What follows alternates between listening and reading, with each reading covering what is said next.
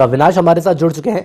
अविनाश, क्या कुछ ताज़ा तस्वीरें देखने को मिल रही हैं? क्या ये माना जा सकता है कि जो रुझानों को आने का सिलसिला है वो बहुत जल्द शुरू होने वाला है? निश्चित तौर पे विधानसभा की जो सीट की मतगणना शुरू हो चुकी है। कुछ समय बाद ही नतीजा आएगा और देखा जाएगा कि कौन सा प्रत्याशी आगे चलता है और कौन सा पीछे रहता है, कितने वोटों से आगे चलता है। इसकी मतगणना आपको दिखाना चाहेंगे। ये पीछे जो हमारे एक रूम बनाया गया है, इसमें मतगणना की जा रही है और उसमें देखिए सुरक्षा के पूरे इंतजाम है। पुलिस बल बाहर तैनात किया जा रहा है और उन्हीं को अंदर प्रवेश दिया जा रहा है। जो मतगणना में शामिल हो गए एजेंट हैं, उनको ही प्रवेश दिया जा रहा है और जांच भी की जा रही है कि कोई भी व्यक्ति अगर मोबाइल लेकर पहुंचता है तो उसको मोबाइल के जब्त कर बाहर ही रोका जाता है और उसके अंदर एंट्री दिया जाता है। लेकिन चौक चौबंद व्यवस्थाओं के बीच जो मतगणना है वो शुरू हो गई है और देखा जाए तो रैगांव विधानसभा जो कांटे की टक्कर वाली सीट मानी जाती है और बीजेपी की यहाँ पैठ थी। ऐसे में जो देखा जाए तो लगातार दोनों पक्ष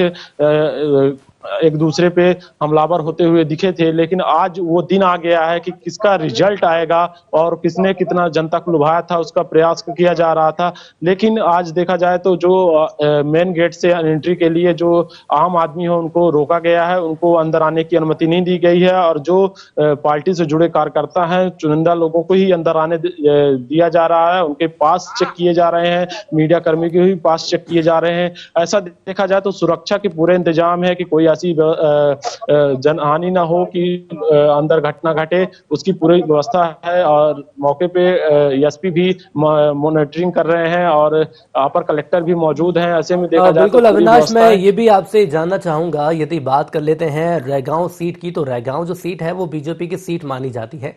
जो यहाँ का मतदाता है, जो यहाँ के वोटर्स हैं, वो बीजेपी को पहले प्राथमिकता देते हैं। कितनी बड़ी चुनौती हो जाएगी बीजेपी की इस सीट को बचाने के लिए, क्योंकि वर्तमान दौर में महंगाई का मुद्दा तेजी से आगे बढ़ रहा है?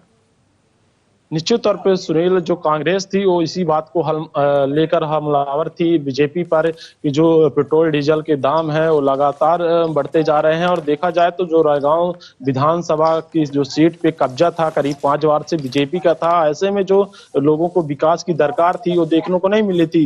लगातार जो वहाँ के जनता थी उन्होंने परिवर्तन की बात कर रहे थे, लेकिन देखा गया है कि जो जिस दिन वोटिंग थी उस दिन भी बड़ी संख्या में मतदान हुए थे और अच्छी प्रतिशत में 69% के लगभग जो मतदान किए गए थे। ऐसे में जीत का आंकड़ा जो है कहीं ना कहीं ज्यादा होगा और हार का भी आंकड़ा कम होगा। ऐसे में दोनों प्रत्याशी जो थे लगातार जो जनता को लुभाने का प्रयास था। मुख्यमंत्री शिवराज सिंह चौहान भी 6 से 7 बार रैगांव का दौरा किए थे, लेकिन उन्होंने जनता से लगातार जो विकास के दावों किए, लेकिन चुनावी जो हलचल होती है उसी में जो विकास के दावे हैं वो किए जाते हैं। और कमलनाथ भी ने जो सभा किए थे और वो भी 2 से 3 बार रैगांव दौरा किए थे, लेकिन सबसे ज्यादा विकास की जो बात कर रही थी बीजेपी थी और जमकर कांग्रेस पर हमलावर हुई थी। और देखा ये भी गया है कि जो केंद्रीय नेता थे वो रैगांव विधानसभा में उतारे गए थे। कहीं ना कहीं बीजेपी को जो चुभने वाली बात ये थी कि कहीं ना कहीं बीजेपी के हाथ से ऐसी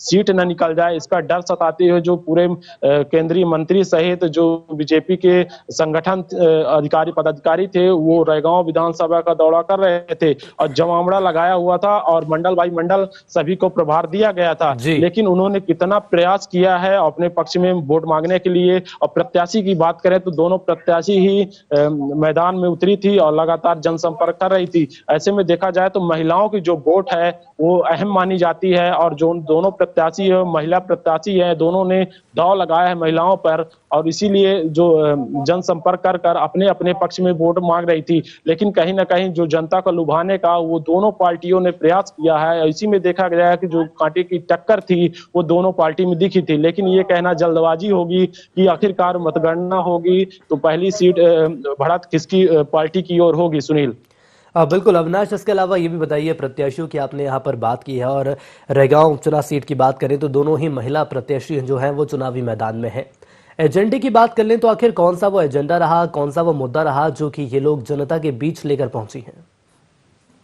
देखिए कांग्रेस की बात करें सुनील तो कांग्रेस लगातार पेट्रोल डीजल और 15 साल की जो यहाँ सरकार थी उसकी कांड कहानी गिनाने में जो जुटी हुई थी कि 15 साल के जो सरकार थी और यहाँ से 5 बार विधायक थे, उन्होंने क्या विकास किया, इसकी जो लोगों को दरकार थी वो लगातार इसको गिनाने में जुटी हुई थी। इसी के लिए उन्होंने वोट मांग रही थी कि आप हमें एक बार मौका दीजिए और उसका विकास हम दिखाएंगे। लेकिन बीजेपी की जो बात करें तो 15 महीने की जो सरकार कमलनाथ की थी, उसमें जिसने किसानों की बात करें तो किसानों को जो छला है और उसकी जो कई कार्यकाली योजनाओं को बीजेपी के बंद किए हैं, इसी को गिनाने का जो प्रयास है वो बीजेपी कर रही थी। लेकिन दोनों की टक्कर है, अपनी अपनी योजनाएं गिना रही थी, अपना अपना दावा दे रहे थे।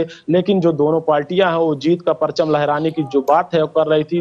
कल्पना वर्मा की माने तो 30 से 35 हजार वोटों से वो जीतने का दावा कर रही हैं, तो वहीं पे माने तो प्रतिमा बागरी जो है तो 25 से 30 हजार वोटों को दावा कर रही हैं। लेकिन आज नतीजा आएगा और देखा जाएगा कि कौन है यहाँ का सरताज और कौन किसको कुर्सी मिलेगी और कौन सा यहाँ का विकास चला पाएगा। लेकिन जो जनता की उम्मीद थी, आखिर जनता ने किस पे उम्मीद जताई है।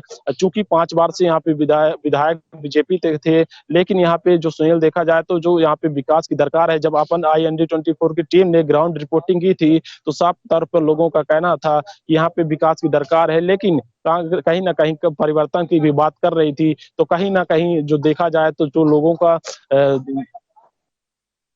चर्चा का विषय था, कहीं ना कहीं आज वो कहीं खुल न जाए और कहीं ना कहीं कांग्रेस के पक्ष में अगर जाती है तो कांग्रेस कितना यहाँ पे विकास कर पाएगा। सुनील।